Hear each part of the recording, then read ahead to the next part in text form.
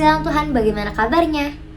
Tetap semangat ya di dalam menjalani kehidupan, sesulit apapun itu, percayalah selalu ada pengharapan yang baru di dalam Tuhan Yesus.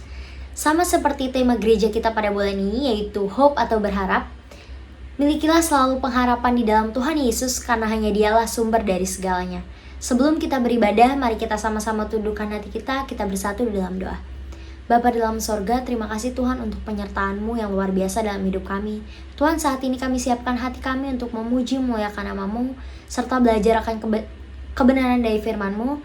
Berkati setiap pribadi yang mengikuti ibadah ini, berkati Pastor Romi dan seluruh pelayan Tuhan Yesus yang mulai pada hari ini. Berkati juga ibadah ini dari awal pertengahan sampai pada akhirnya, biar hanya nama-Mu saja yang ditinggikan. Kami buka ibadah ini dalam satu nama-nama yang berkuasa, Tuhan Yesus Juru Selamat kami yang hidup. Amin.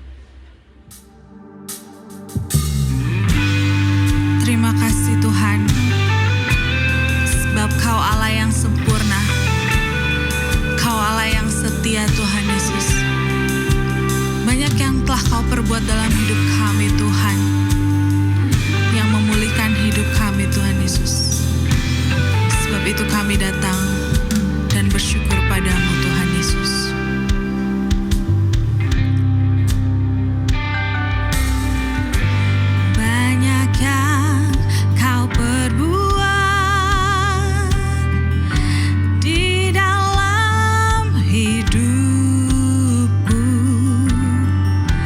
Rancangan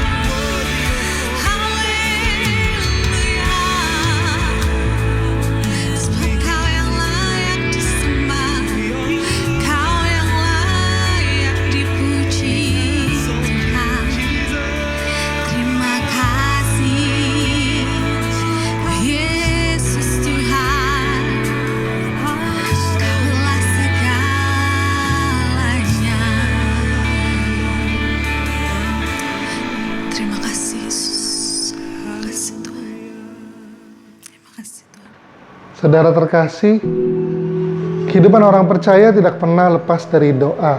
Dengan berdoa, kita dapat membawa setiap pergumulan kita kepada Tuhan. Pagi hari ini, saya mau mengundang Bapak Ibu terkasih untuk kita sama-sama berdoa bagi setiap pergumulan dari saudara-saudara kita. Mari kita berdoa. Bapa yang baik, terima kasih Tuhan untuk setiap penyertaan-Mu yang selalu ada bagi setiap kehidupan kami.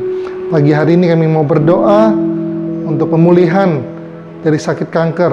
Bagi saudara kami yakin dan percaya oleh kuasa darah-Mu, oleh bilur-bilur-Mu, saudara kami telah disembuhkan.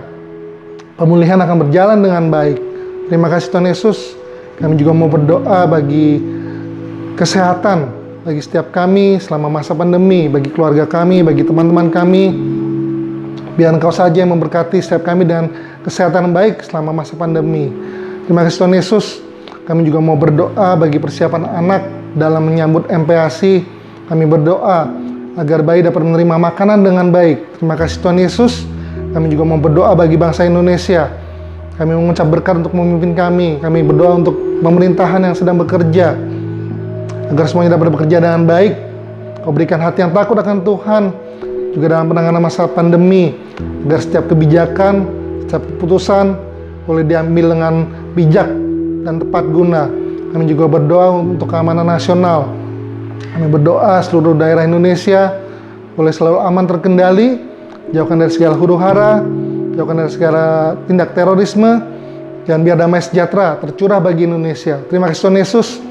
Di saat yang bersamaan, kami juga mau mengucap syukur untuk setiap kebaikan-Mu, untuk setiap doa-doa yang sudah dijawab. Kami bersyukur Tuhan untuk bisnis toko, untuk perusahaan yang berjalan lancar selama masa pandemi. Yes, kami yakin dan percaya penyertaan-Mu selalu sempurna bagi setiap kami. Kami juga mengucap syukur untuk bertumbuhnya iConnect dengan bertambahnya member-member yang baru. Yes, terima kasih Tuhan. Kami yakin dan percaya Tuhan melalui iConnect baik jiwa boleh diberkati. Kami berdoa, kami yakin melalui kesaksian ini, melalui ucapan syukur ini, setiap kita boleh semakin yakin, semakin berharap kepada Tuhan. Terima kasih Tuhan Yesus. Hanya dalam nama-Mu kami telah berdoa dan mengucap syukur. Amin. Bapak Ibu terkasih, di Zion Church of Christ, kami rindu setiap pribadi bisa tertanam, bisa selalu bertumbuh lebih lagi di dalam Tuhan. Mazmur 92 ayat 14 berkata, mereka yang ditanam di bait Tuhan akan bertunas di pelataran Allah kita. Karena itu, kami mengundang saudara-saudara untuk bisa bergabung di sel grup kami iConnect yang saat ini sedang diadakan secara online. Melalui iConnect, kami yakin kita dapat bertumbuh bersama-sama, selalu akan ada pertumbuhan rohani, dan saudara akan selalu terpantau. Karena kami yakin tidak ada pertumbuhan di dalam sendirian. Melalui iConnect juga kita akan mendapatkan banyak informasi tentang kegiatan yang ada di gereja. Untuk informasi lebih lengkap, Bapak Ibu terkasih boleh menghubungi nomor tertera yang di bawah ini. Dan sekarang saya mau mengundang Bapak Ibu terkasih untuk kita sama-sama membaca ayat renungan untuk minggu ini. Yang diambil dari Amsal 17 ayat 22, saya bacakan terlebih dahulu. Amsal 17 ayat 22, hati yang gembira adalah obat yang manjur, tetapi semangat yang patah mengeringkan tulang. Kita baca bersama-sama. Amsal 17 ayat 22, hati yang gembira adalah obat yang manjur, tetapi semangat yang patah mengeringkan tulang. Saya berdoa ayat ini boleh menjadi kekuatan, boleh menjadi pedoman bagi setiap kita menjalani kehidupan kita sehari-hari. Tuhan Yesus memberkati. Kita angkat kembali pujian ini.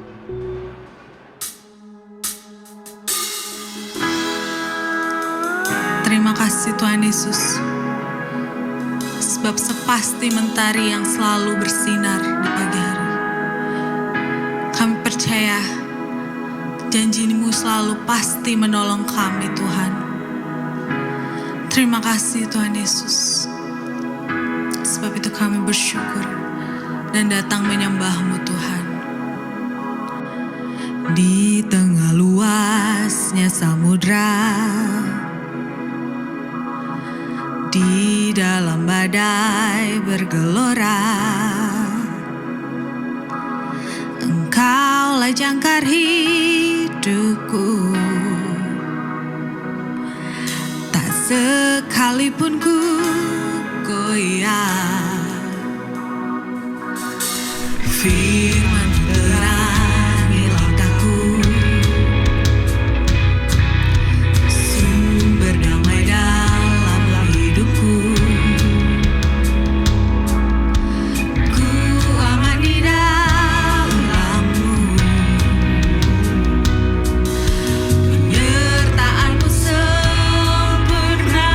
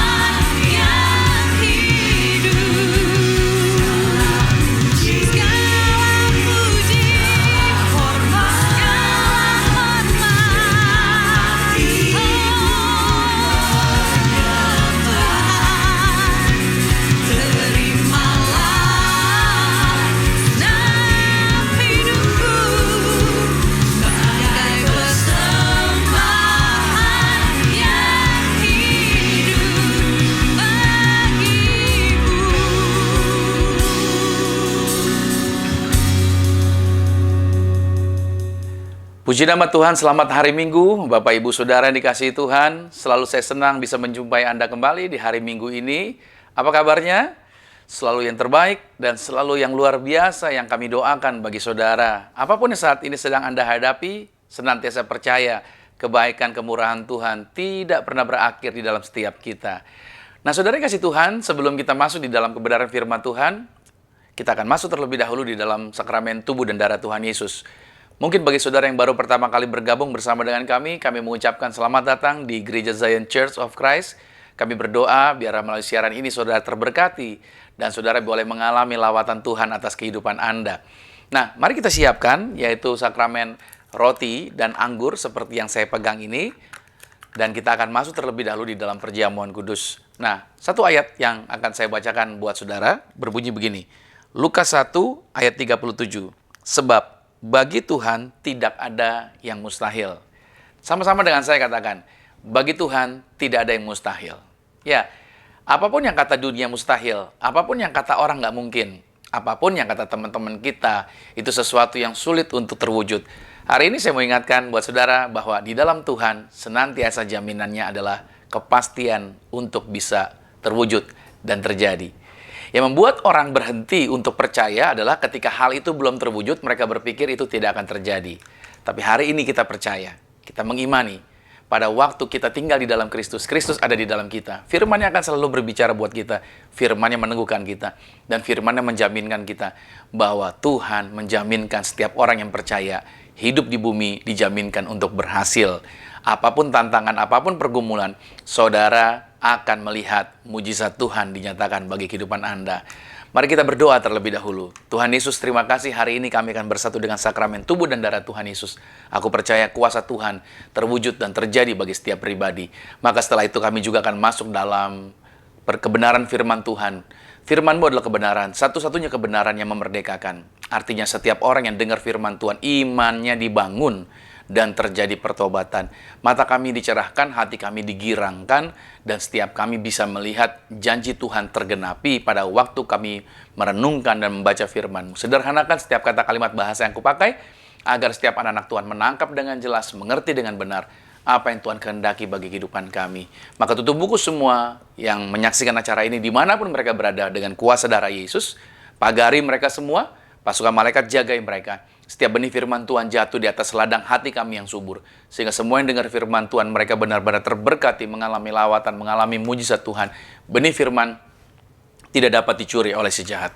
Terima kasih Tuhan, berbicara bagi setiap kami pada saat hari Minggu ini. Terpujilah nama Tuhan dalam nama Yesus Kristus. Haleluya. Amin. Kita angkat rotinya. Bersama-sama dengan saya, kita mengucapkan apa yang kita percaya. Sama-sama dengan kita katakan, dalam nama Tuhan Yesus, inilah roti yang turun dari surga. Inilah tubuh Tuhan Yesus Kristus. Tubuh yang tergantung di atas kayu salib, yang memberikan kami bersama dengan keluarga kehidupan yang kekal di dalam kerajaan sorga. Untuk menyempurnakan, agar tubuhku selalu sehat sempurna. Sempurna jiwa rohku dibangkitkan pada akhir zaman. Tubuh Tuhan Yesus Kristus yang telah tertombak, tertikam, tergantung di atas kayu salib. Agar kami mulai hari ini tidak akan terkapar di meja operasi. Aku tolak pikun lumpuh, aku tolak koma. Aku telah terkapar di rumah sakit dalam nama Tuhan Yesus. Inilah roti yang turun dari surga. Inilah tubuh Tuhan Yesus Kristus. Mari kita makan tubuh Tuhan Yesus Kristus.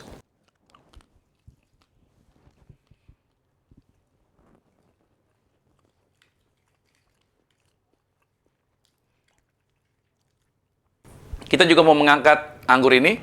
Bersama-sama dengan saya kita doa, katakan, dalam nama Tuhan Yesus, inilah darah Yesus Kristus. Darah yang tercurah, darah yang tertumpah di atas kayu salib sebagai perjanjian yang baru dan yang kekal. Agar mulai hari ini bersama keluarga kami senantiasa percaya, saling mengasihi, saling mengampuni. Kasih mula-mula senantiasa ada di dalam rumah tangga kami. Oleh darah Yesus kami dijaminkan, yaitu hidup di bumi sama seperti di surga. Bersama keluarga termeterai menjadi warga sorga. Kami tidak celaka, kami tidak bahaya. Pasukan malaikat surgawi jagai kami. Kami menang atas virus, menang atas segala penyakit, menang atas segala ketakutan. Mulai hari ini, kami beriman, apa saja yang kami sentuh, apa saja yang kami pegang, apa saja yang kami kerjakan, diberkati, pasti berhasil. Dalam nama Tuhan Yesus, inilah darah Yesus Kristus. Mari kita minum bersama-sama, inilah darah Yesus Kristus.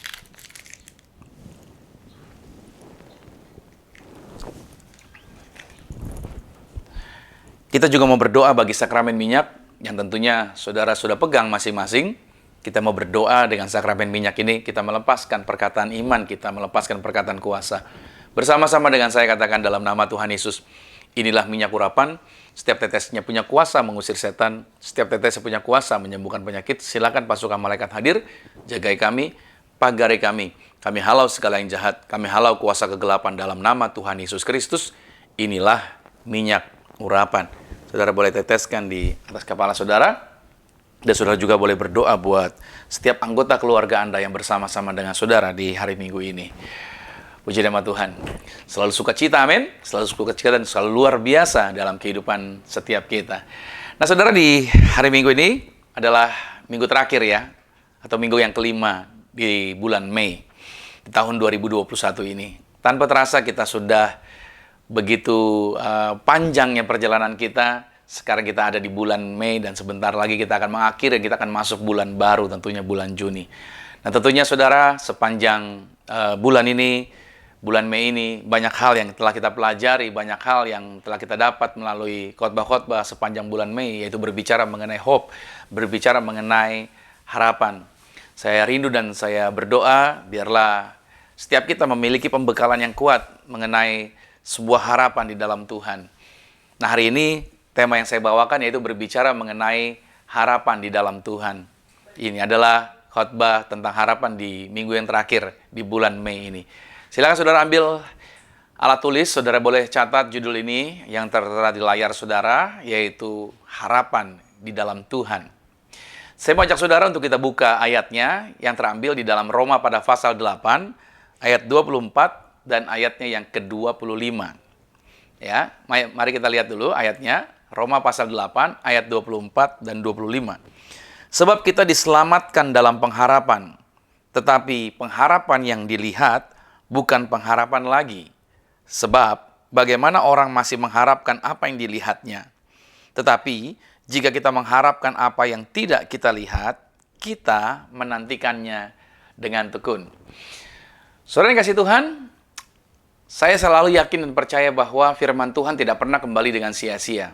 Apa yang Tuhan telah firmankan, itu pasti terwujud dan pasti tergenapi di dalam kehidupan setiap orang yang mendengarnya. Saya berharap tentunya di sepanjang bulan Mei ini, apa yang kita telah pelajari di dalam pengharapan atau hope, itu menjadi satu kekuatan dalam kehidupan Anda, untuk Anda senantiasa yakin bahwa harapan orang percaya itu tidak akan pernah dikecewakan. Karena yang kita taruh harapan kita bukan kepada siapapun, tetapi pengharapan kita letakkan hanya kepada Tuhan Yesus Kristus. Saudara kasih Tuhan, ketika kita dibekali dengan pemahaman bahwa harapan itu bukan menjadi sesuatu yang menakutkan, melainkan harapan menjadi daya dorong, yaitu untuk kita mau bertindak dan menjadi berhasil. Bahwa sebenarnya segala sesuatu yang terjadi itu bukanlah kebetulan. Saya meyakini bahwa segala sesuatu yang terjadi bukanlah kebetulan. Selalu ada rencana Tuhan atas kehidupan kita. Saya kalau ketemu dengan orang, menginjili orang, atau berjumpa, sharing dengan mereka, saya selalu meyakini diri saya bahwa ini nggak pernah kebetulan ketemu dengan orang ini. Siapapun yang saya jumpai, tentu saya sudah ada di dalam rencana Tuhan atas kehidupan saya.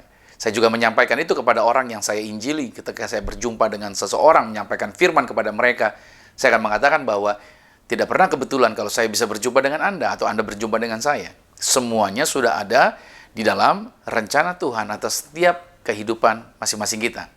Nah, lalu kita juga belajar di bulan ini juga, yaitu ada berbagai musim dalam kehidupan. Yang semuanya itu membuat kita mau belajar dengan cara melihat dan menjadi mengerti. Untuk tetap tenang dalam menghadapi setiap perubahan yang ada. Tuhan juga tidak pernah membiarkan kita melangkah sendirian.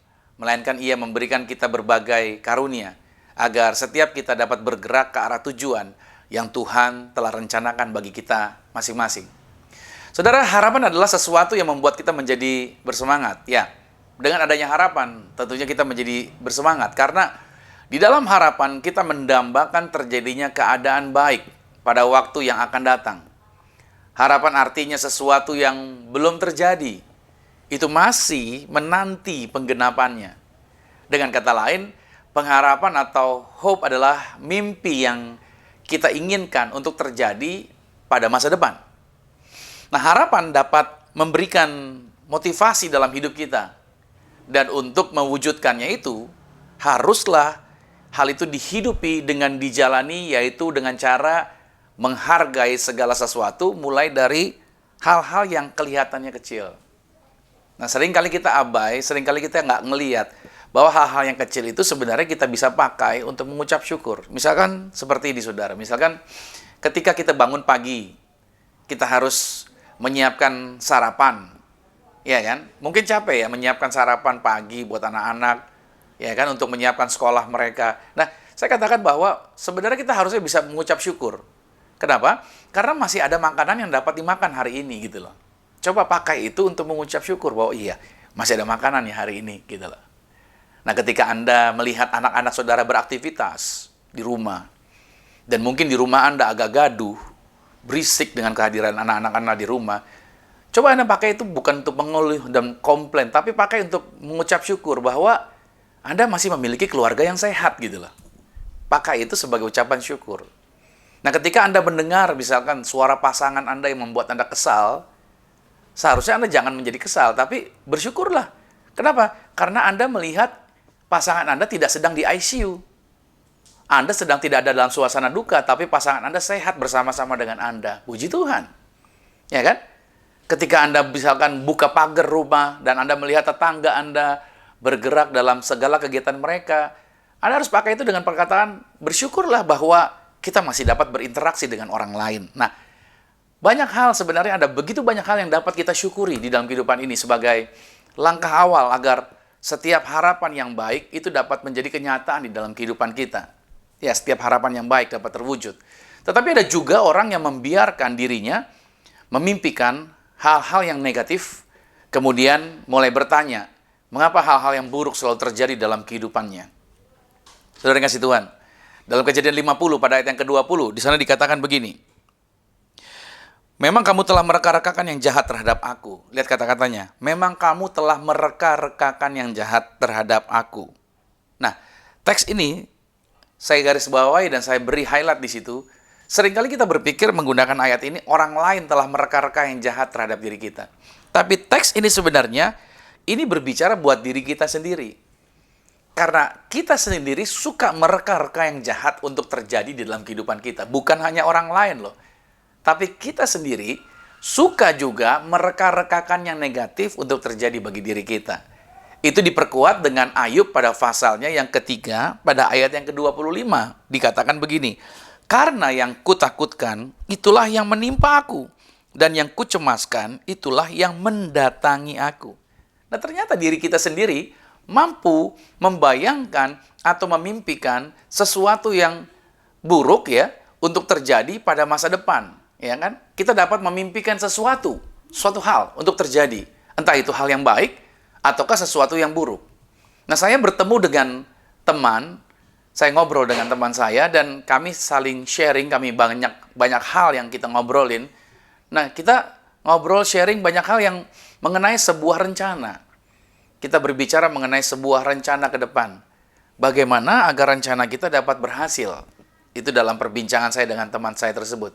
Dan masalahnya mengapa sesuatu yang akan kita kerjakan, yang akan kita lakukan, itu tidak terjadi dengan baik, hasilnya tidak terjadi dengan baik, itu karena kita telah menjadikan diri kita sebagai sutradara yang buruk.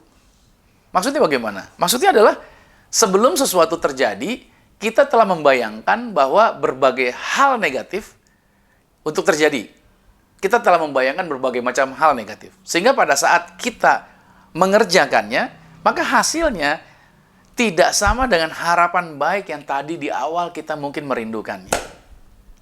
Nah, saudara, tentunya kita mengartikan kata harapan adalah terwujudnya hal-hal yang baik dalam kehidupan kita. Kalau kita bicara tentang harapan, pasti orang nggak ada yang mau berharap kata-katanya saya mau berharap yang buruk, tidak ya. Tentunya kita mengartikannya, kita rindu, kita ingin hal-hal yang baik dapat terwujud dalam kehidupan kita. Nah, oleh sebab itu, agar suatu harapan dapat terwujud, maka itu seharusnya ditempatkannya di dalam Tuhan harapan tersebut. Bukan ditempatkan pada sesuatu yang lain. Jadi kalau kita berharap sesuatu yang baik, harapan yang baik terjadi, tempatkanlah itu kepada Tuhan, bukan kepada yang lain. Saya membaca sebuah cerita, ada seorang yang bernama Andrei Bitov. Andrei Bitov ini adalah seorang penulis novel dari Rusia. Orang ini tumbuh di bawah rezim komunis yang ateis. Dia orang yang tidak percaya Tuhan. Tetapi suatu hari, saudara, Tuhan mendapatkan perhatian daripada Andrei. Andrei bisa melihat Tuhan. Jadi Tuhan mendapatkan perhatiannya Andrei pada suatu hari yang suram. Ketika Andrei sedang duduk, dia memikirkan tujuan hidupnya di dalam sebuah kereta. Dia memikirkan tujuan hidupnya. Tiba-tiba muncul sebuah kalimat. Kalimatnya begini, tanpa Tuhan, hidup tidak ada artinya. Nah, dengan takjub, Andrei kemudian mengulang-ulang kalimat itu. Dia mengulang kata-kata itu, tanpa Tuhan, hidup tidak ada artinya. Tanpa Tuhan, hidup tidak ada artinya. Itu dia ulang-ulang terus. Dia ucapkan terus. Tanpa Tuhan, hidup tidak ada artinya. Dan ketika dia mengulang-ulang kata-kata itu, rasanya dia seperti sedang naik eskalator yang terus naik, yang terus naik, yang terus naik ke atas. Dan akhirnya dia keluar dari kereta dan dia berjalan ke dalam terang Tuhan. Bahwa dia melihat bahwa harapannya terwujud. Dan dia melihat bahwa tanpa Tuhan, memang seorang siapapun manusia di muka bumi ini, hidupnya tidak pernah berarti. Walaupun dia mungkin katanya hebat, bisa memiliki apapun juga, bisa mencapai apapun. Tapi tanpa Tuhan, hidup tidak pernah ada artinya. Dalam Yohanes pada pasal 15, dikatakan pada ayat yang kelima, akulah pokok anggur, dan kamulah ranting-rantingnya. Barang siapa tinggal di dalam aku dan aku di dalam dia, ia berbuah banyak. Sebab, lihat, saya highlight di sana, sebab di luar aku, kamu tidak dapat berbuat apa-apa. Saudara yang kasih Tuhan, saya tahu bahwa harapan adalah sesuatu yang belum terjadi. Oke, kita mengharapkan itu terjadi. Nah, harapan berarti sebuah proses. Nah, ini saudara mesti ingat baik nih. Kita mesti ingat, harapan adalah sebuah proses. Nah, kita perlu mengerti sikap yang benar dalam menjalani proses tersebut. Agar apa? Agar kita tidak frustrasi dan agar kita tidak berhenti berharap di saat prosesnya sedang berlangsung. Nah, kadang kita diperhadapkan dengan sebuah kegagalan. Saya mengalami berbagai macam hal kegagalan. Kadang kita diperhadapkan dengan kegagalan. Dan itu membuat kita menjadi trauma. Baik, itu mungkin di dalam pekerjaan kita mengalaminya. Kegagalan. Di dalam bisnis. Di dalam pelayanan. Di dalam gereja. Atau ini dia. Di dalam membangun suatu hubungan pernah mengalami kegagalan. Saudara yang kasih Tuhan, semua ini membuat kita menjadi pasrah. Seringkali itu yang terjadi. Dengan realita. Kita pasrah dengan realita dan menjadi berhenti untuk berharap. Karena kita berkata, nggak terjadi, nggak terwujud. Ya kan? Sudahlah kita berhenti untuk berharap. Saya cuma mau beri ingatan buat saudara bahwa hanya karena sesuatu belum terjadi, bukan berarti itu tidak akan pernah terjadi. Oke? Hanya karena sesuatu belum terjadi, bukan berarti itu tidak akan pernah terjadi. Saya tertarik dengan apa yang dituliskan oleh Injil Markus mengenai sesuatu yang belum terjadi. Dan Markus memberikan kata-kata yang luar biasa di dalam Markus pada pasalnya yang 11, pada ayat yang ke-24 dikatakan begini. Karena itu, aku berkata kepadamu, apa saja yang kamu minta dan doakan, percayalah bahwa kamu telah menerimanya, maka hal itu akan diberikan kepadamu. Saudara, Markus 11 ayat 24 telah mengatakan ini. Jadi saudara yang kasih Tuhan, seharusnya jangan pernah berhenti untuk berharap hanya karena itu belum terjadi. Dan percayalah, harapanmu di dalam Tuhan tidak akan pernah dikecewakan. Nah, lalu saya katakan begini bahwa agar harapan, atau saya katakan sama dengan mimpi, harapan adalah sebuah mimpi yang akan terwujud. Nah, agar harapan itu dapat terwujud, apa sih yang harus kita lakukan di dalam kehidupan ini? Apa yang harus kita buat? Yang pertama yang perlu kita buat adalah fokus. Ini dia. Lakukan ini. Fokus. Apa maksudnya fokus? Fokus saya breakdown dari huruf-huruf yang ada di sana. Itu bicara mengenai follow one courses until success. Oke, saya kasih gambaran ini buat saudara. Lihat, dari fokus ini. Artinya, kerjakanlah satu hal terus-menerus secara serius. Jadi kalau saudara mau harapan saudara terwujud, caranya adalah fokus. Kerjakan satu hal itu terus-menerus. Secara serius. Jangan lompat-lompat. Kerjakan dulu satu hal ini dengan serius. Dan Anda akan menerima hasil yang luar biasa. Misalkan contoh soal nih. Kalau Anda berdoa untuk seseorang, teruslah berdoa. Lakukanlah terus. Tidak perlu dipikirkan kapan doamu akan dijawab. Terus lakukan saja. Anda melakukan doa itu terus-menerus. Tetapi lihatlah pada waktu Anda melakukannya, lihat prosesnya. Yaitu pada saat Anda terus berdoa, maka cara berdoa Anda akan semakin terlatih. Cara berdoa Anda akan semakin tajam. Dan cara berdoa Anda tidak jadi membosankan. Itulah makanya kenapa Tuhan Yesus memberikan sebuah contoh dari seorang ibu yang mengejar terus-menerus agar perkaranya yaitu ditangani oleh seorang hakim yang lalim. Di dalam Lukas pada pasal 18 pada ayat 1 sampai dengan ayat yang ke-8 dikatakan begini. Yesus mengatakan suatu perumpamaan kepada mereka untuk menegaskan bahwa mereka harus selalu berdoa dengan tidak jemu-jemu. Katanya dalam sebuah kota ada seorang hakim yang tidak takut akan Allah dan tidak menghormati seorang pun. Dan di kota ada seorang janda yang selalu datang kepada hakim itu dan berkata, "Belalah aku terhadap lawanku." Beberapa waktu lamanya hakim itu menolak. Tetapi kemudian ia berkata dalam hatinya, "Walaupun aku tidak takut akan Allah dan tidak menghormati seorang pun, namun karena janda ini menyusahkan aku, baiklah aku membenarkan dia, supaya jangan terus saja ia datang dan akhirnya menyerang aku." Kata Tuhan, camkanlah apa yang dikatakan hakim yang lalim itu. Tidakkah Allah akan membenarkan orang-orang pilihannya yang siang malam berseru kepadanya, dan adakah ia mengulur-ngulur waktu sebelum menolong mereka? Ayat yang ke-8 dikatakan, "Aku berkata kepadamu, ia akan segera membenarkan mereka. Akan tetapi jika Anak Manusia datang, adakah ia mendapati iman di bumi?" Saudara yang kasih Tuhan, lihat, kita perlu fokus kepada satu area yang kita sedang kerjakan. Terus menerus kita di area itu. Lakukan terus dengan serius. Maka di situ akan terjadi sesuatu yang berbeda atas kehidupan Anda. Ada perubahan yang terjadi pada waktu saudara serius melakukan satu area itu terus menerus. Nah, saya punya kesaksian pada waktu saya pernah bekerja di sebuah restoran siap saji yang saya tidak perlu sebutkan namanya, yang sampai hari ini cabangnya ada di mana-mana. Ya, saudara bisa melihat cabangnya ada di mana-mana. Saya merenungkan seandainya saya mau terus melanjutkan untuk bekerja di sana, maka tentunya saya sudah menjadi manajer, saudara. Kenapa? Karena saya mahir dan mampu mengerjakan setiap bagian yang ada di sana. Lalu saya mengikuti kegiatan pelatihan wasit basket. Saya pernah mengikuti pelatihan wasit basket. Saya lulus dan saya mendapatkan lisensi. Kemudian saya ditempatkan dalam berbagai event.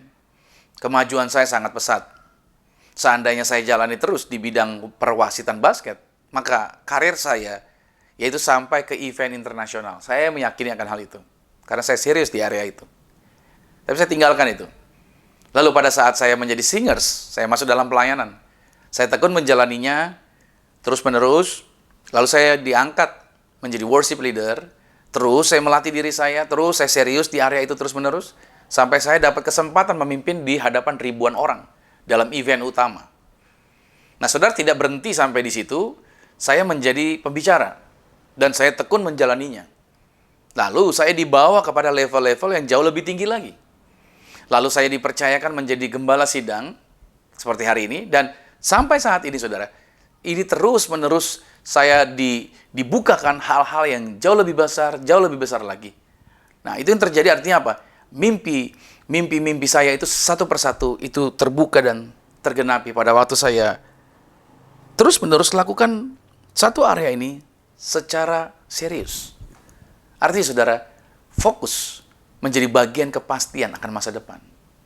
Kalau saudara mau jatuh cinta sama orang, saudara sedang menjalin sebuah hubungan, seriuslah di hubungan itu satu aja dengan calon Anda. Serius dengan dia. Jalani dengan dia. Jangan saudara jalani dengan satu, tapi saudara juga jalani dengan yang lain. Lalu jalan juga dengan yang lain lagi. Maka itu tidak akan pernah dapat terwujud, tidak akan pernah dapat menjadi sesuatu yang membangun, sesuatu yang akan terwujud menjadi berhasil. Kalau saudara mau menjadi terwujud sesuatu yang Anda harapkan, membangun hubungan yang baik dengan seorang, jalani terus. Satu dengan ini dengan serius. Itu maksud saya. Kalau saudara nggak mau jalan dengan satu orang ini, ya sudah, berarti saudara tidak perlu menjadi jalan dengan ini dan jalan dengan yang lain. Anda mesti mengambil satu keputusan yang tepat. Jadi Anda mesti menempatkan follow one courses until sukses. Fokus. Itu yang pertama, untuk mencapai sebuah harapan. Nah, yang kedua, agar harapan atau mimpi itu dapat terwujud, apa yang harus kita lakukan? Yang kedua adalah persistent dan patient. Artinya gigih dan sabar. Nah, itu dia. Banyak orang seringkali nggak mencapai area ini. Mereka nggak gigih, nggak sabar. Proses, sekali lagi, harapan itu suatu proses. Proses itu tidak perlu dinubuatkan, saudara. Iya, proses nggak perlu dinubuatkan. Kenapa? Karena dalam segala hal, ya, selalu akan ada masalah. Nggak ada orang yang nggak ada masalah. Segala hal selalu ada masalah. Nah, pengharapan kita tergantung dari mana kita melihatnya. Pengharapan kita tergantung dari mana kita melihatnya. Ya kan? Dari mana kita melihat realitanya. Nah, lensanya serta kacamata siapa sih yang akan kita pakai, yang akan kita gunakan saat proses itu terjadi? Apakah kita akan melihat dari sudut pandang kita sendiri yang terbatas, atau kita melihat dari sudut pandang Tuhan yang tidak terbatas? Itulah sebabnya dalam menjalani sebuah harapan, itu tidak bisa tanpa menyertakan Tuhan di dalamnya. Anda harus menyertakan Tuhan di dalamnya. Mazmur 147 pada ayat yang ke-11 dikatakan begini, Tuhan senang kepada orang-orang yang takut akan Dia, kepada orang-orang yang berharap akan kasih setianya.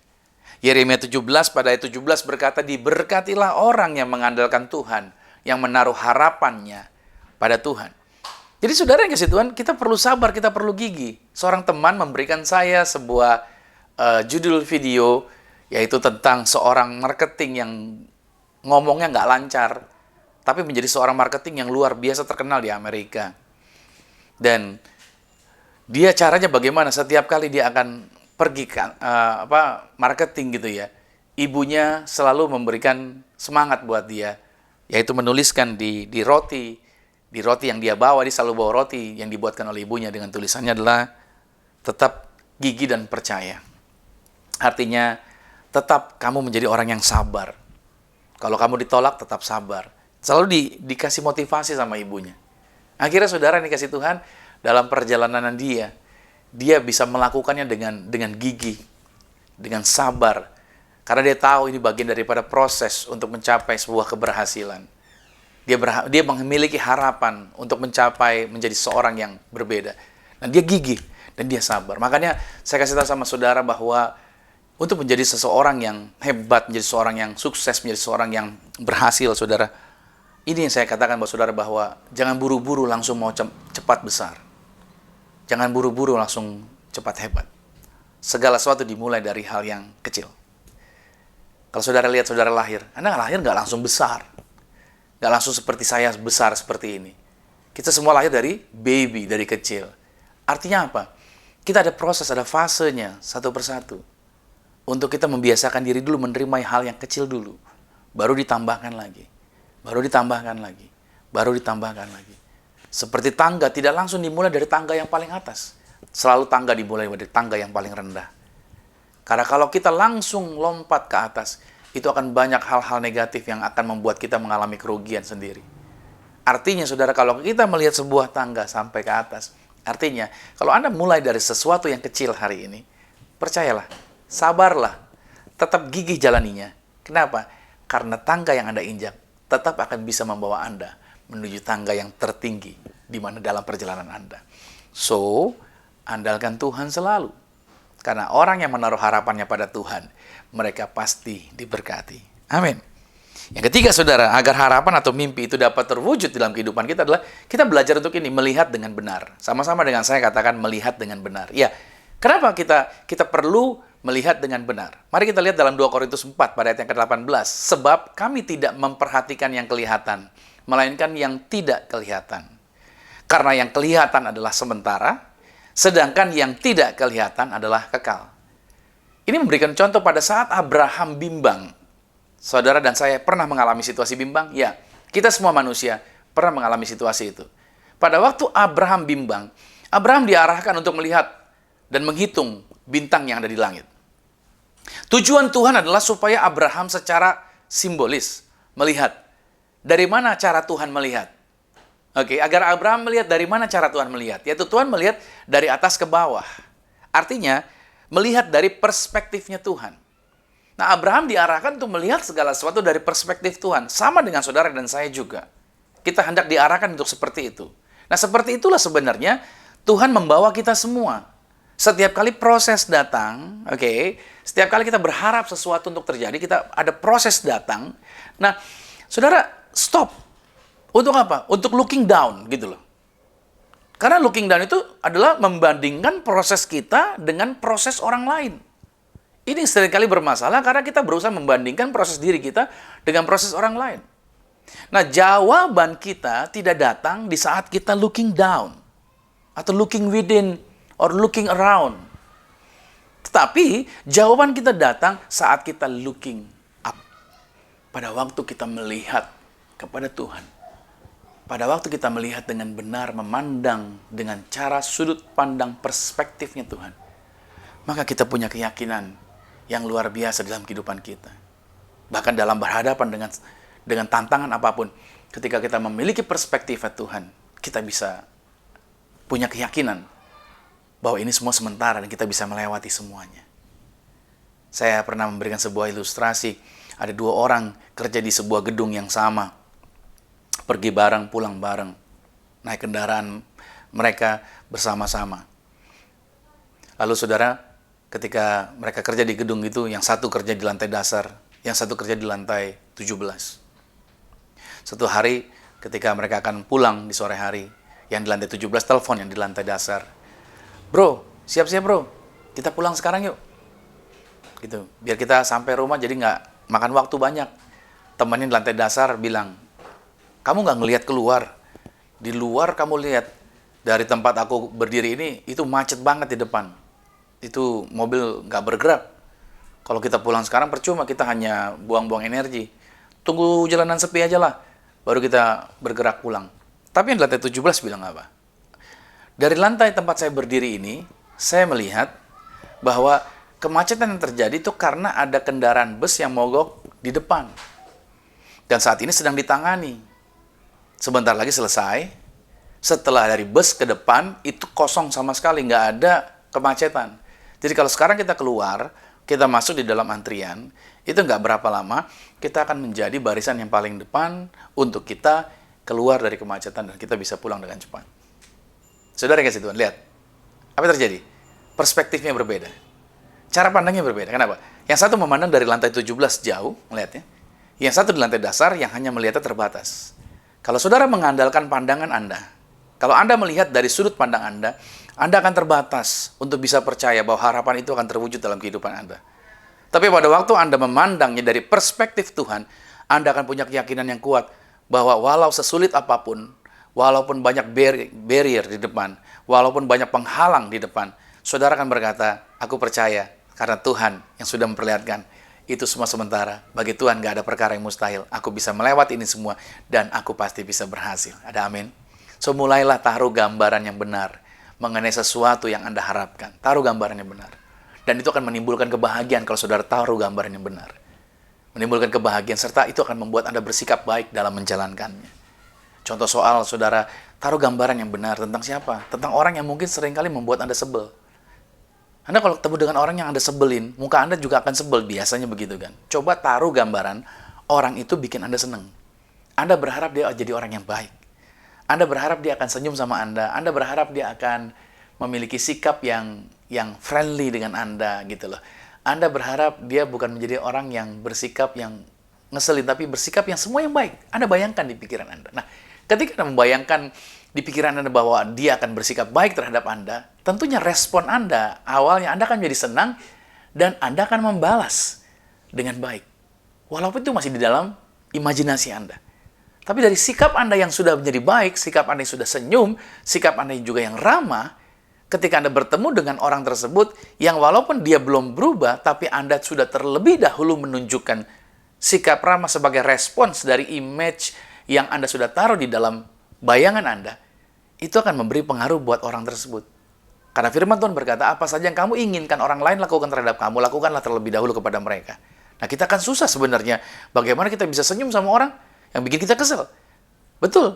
Karena nggak ada alasan untuk kita bisa membalasnya. Untuk kita membuat senyum terhadap orang yang bikin kita kesel. Tetapi pada waktu saudara menaruh bayangan, menaruh gambaran yang baik, menaruh gambaran yang benar, itu justru memotivasi Anda untuk memunculkan sikap baik di dalam diri Anda kepada orang-orang lain.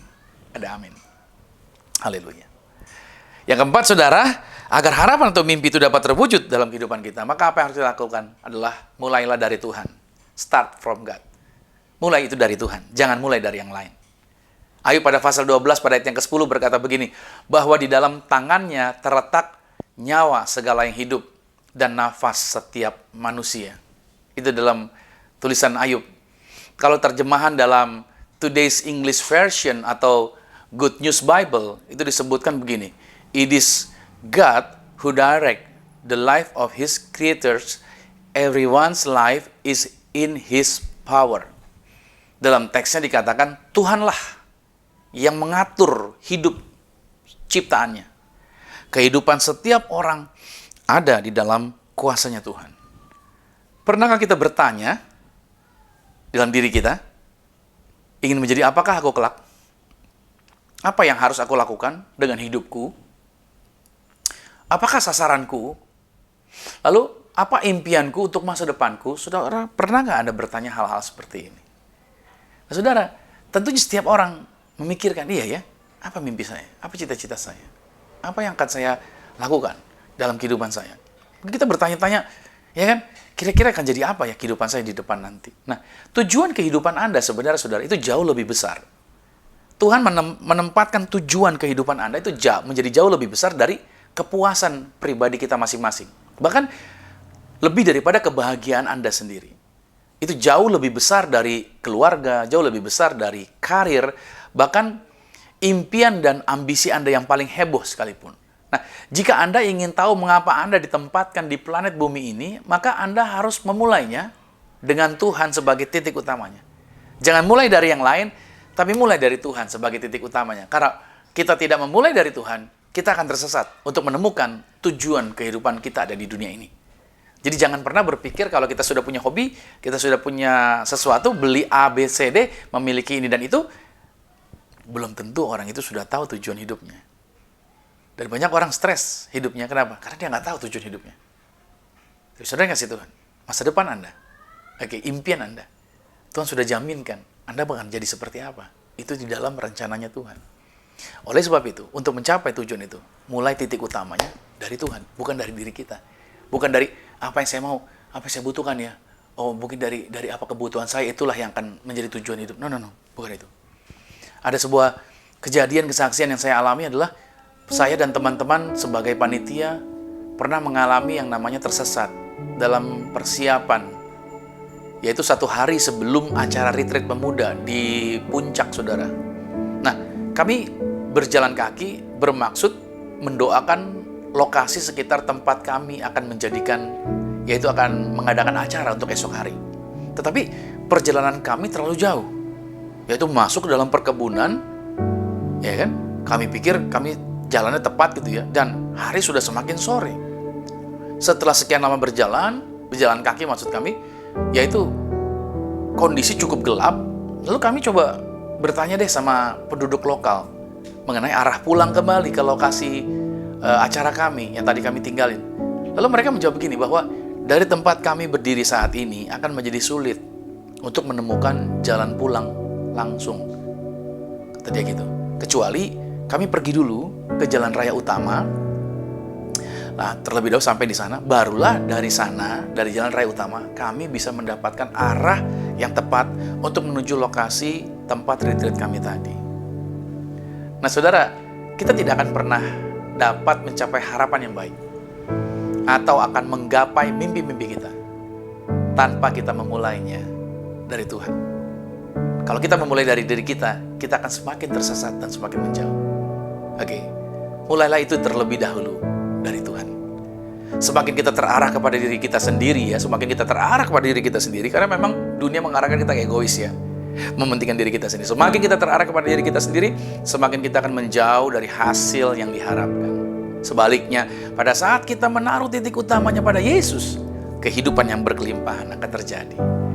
Roma pada pasal 8, pada ayat yang ke-6 dari tulisan The Message, ya, Bible The Message, dikatakan, obsessions with self in these matters is a dead end. Attention to God lead us out into the open, into a spacious, free life. Atau dalam bahasa Indonesianya dikatakan obsesi dengan diri sendiri dalam hal-hal seperti itu akan membawa kepada kebuntuan, jalan buntu.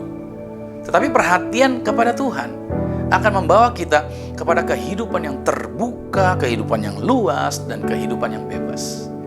Bapak Ibu Saudara kasih Tuhan, saya percaya bahwa pada saat kita menempatkan harapan kita di dalam Tuhan, hal-hal yang kata orang gak mungkin, hal-hal yang kata orang mustahil, hal-hal itu akan terwujud dan terlaksana di dalam kehidupan setiap kita. Nah, saya berdoa biarlah di hari Minggu ini bukan menjadi hari Minggu yang menakutkan, atau di bulan Mei ini menjadi bulan yang mencemaskan. Tapi saudara sekarang mengerti bahwa setiap kita memiliki harapan di dalam Tuhan. Itu bagian daripada proses kehidupan yang kita akan capai, yang kita akan nikmati dalam waktunya Tuhan. Jangan terburu-buru dengan waktunya kita. Percayalah, proses itu pasti tergenapi di dalam kehidupan kita untuk kita melihat bahwa harapan itu akan terwujud. Saya berdoa dan saya mengingatkan Anda, teruslah berbahagia di dalam Tuhan. Teruslah yakin bahwa kasih Tuhan tidak pernah berhenti bagi kehidupan Anda bersama dengan keluarga. Nikmati hidup Anda, dan saya berdoa memasuki bulan depan, memasuki bulan Juni, menjadi bulan yang lebih diberkati lagi dari bulan ini. Hidup Anda akan mengalami kemajuan, hidup Anda akan mengalami yaitu kelipatan, hidup Anda akan terbuka berkat Anda akan mengalami keluasan, dan Anda akan mengalami sebuah kehidupan yang semakin hari semakin didewasakan. Saya berdoa saudara menjadi saksi Kristus yang efektif, kehidupan Anda menjadi garam dan terang di dalam dunia ini. Selamat hari Minggu dan Tuhan Yesus Kristus memberkati kita semua. Amin. Mari kita berdoa. Tuhan Yesus, terima kasih buat firman Tuhan yang kami terima di hari Minggu ini. Kami percaya mengucap syukur, harapan kami di dalam Tuhan sangat-sangat indah dalam penggenapan yang Tuhan kerjakan. Maka aku berdoa biar setiap anak Tuhan meraih berkat, meraih jaminan, mengalami pemulihan, mengalami kemajuan, kedewasaan terjadi atas kehidupan mereka. Thank you Lord Jesus, terima kasih buat apa yang kami terima di hari Minggu. Bahkan di sepanjang bulan Mei ini, kami benar-benar mengalami kemajuan, mengalami sesuatu yang berbeda, dan kami percaya itu semua Tuhan yang mengerjakannya. Aku berkati dimanapun anak-anak Tuhan ini berada, mereka semua dijumpai, mereka semua dilawat, mereka semua diberkati, mereka semua mengalami perubahan di dalam kehidupan mereka. Mereka bukan menjadi orang-orang yang ketakutan dan menaruh harapan buruk, menaruh hal-hal negatif di masa depan, tetapi mereka menaruh hal-hal baik dengan gambaran-gambaran yang benar, gambaran-gambaran yang baik, gambaran-gambaran yang tepat, gambaran-gambaran sesuai yang Tuhan telah tempatkan di dalam pikiran mereka. Maka aku berdoa mereka menjadi orang-orang yang berhasil, mereka menjadi orang-orang yang sukses, mereka menjadi orang-orang yang berkemenangan di dalam kehidupan mereka. Walaupun hari-hari ini kami masih harus dalam ibadah, yaitu di rumah kami masing-masing. Tapi kami percaya Tuhan, ini hanya sementara, dan melalui ini semua kami menjadi pribadi-pribadi yang berbeda, menjadi orang-orang yang berkemenangan, menjadi orang-orang yang luar biasa di dalam Tuhan. Aku berdoa buat setiap teman-teman yang sedang ada pergumulan apapun, pergumulan mereka mengalami kemajuan, mereka mengalami jawaban, mereka tetap percaya, menyerahkannya kepada Tuhan, menaruhnya pada Tuhan, menempatkan Yesus sebagai titik utamanya. Dan itu mereka melihat hasil-hasil yang hebat terjadi bagi kehidupan mereka.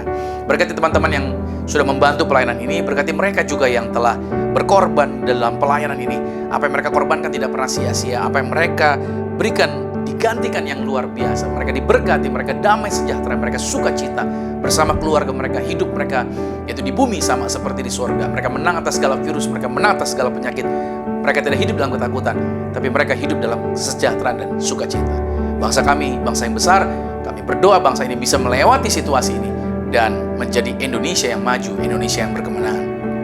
Berkati gereja kami, Zion Church of Christ, maju gereja ini diberkati Tuhan, Tuhan yang sediakan, Tuhan yang jaminkan gereja ini menjadi jalan di mana Tuhan yang memakai untuk melipat gandakan dan memberkati dengan luar biasa. Terima kasih Tuhan buat segala sesuatunya, dan kami percaya Tuhan, anugerah-Mu terus berlimpah bagi kami. Dan saatnya kami akan mengakhiri dan kami akan menerima berkat-berkat Tuhan. Kekasih Kristus, mari arahkan hati dan aminkan setiap berkat ini menjadi milik kita. Diberkatilah engkau di dalam usahamu, diberkatilah engkau di dalam pekerjaanmu, diberkatilah engkau di dalam studi sekolah kuliahmu, dan diberkatilah engkau di dalam pelayananmu. Apapun yang kau pegang kerjakan di dalam kekudusan, ingatlah perkara ini, Tuhan Yesus Kristus pasti buat kau berhasil. Diangkat Tuhan, kau naik ke atas bukan turun, jadi kepala bukan ekor. Aku berdoa sepanjang minggu, bulan, bahkan tahun ini merupakan minggu, bulan, tahun yang penuh berkat, agar siapapun tinggal dengan kau pasti diberkati, keluargamu diberkati, orang tuamu diberkati, saudara-saudarimu diberkati, rumah tanggamu berbahagia. Maka sekarang terimalah berkat anugerah dari Bapa di surga, cinta kasih di dalam Yesus Kristus, kekuatan, penghiburan di dalam kuasa Roh Kudus, menyertai, mengurapi setiap kita mulai saat ini sampai Tuhan Yesus datang menjemput Anda dan saya, keluargamu dan keluargaku, sampai nanti kita semuanya sama-sama berkumpul dalam kerajaan sorga. Yang percaya sama-sama dengan saya katakan amin. Selamat hari Minggu saudara, sampai jumpa minggu depan, dan Tuhan Yesus Kristus memberkati saudara bersama dengan keluarga. Amin.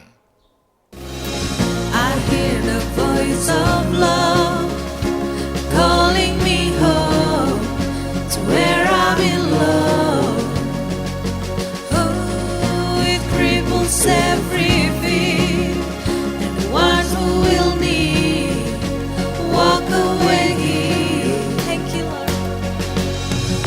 So rest in your promises. Now I'm sure of this. I'm yours. There's no power strong enough. No power strong enough to separate me from your love. I'm yours. Come on. Let the waters rise, I will stand. Let the oceans roar. Let the earth shake beneath me. Let the mountains fall. You are God over the storm, and I am yours.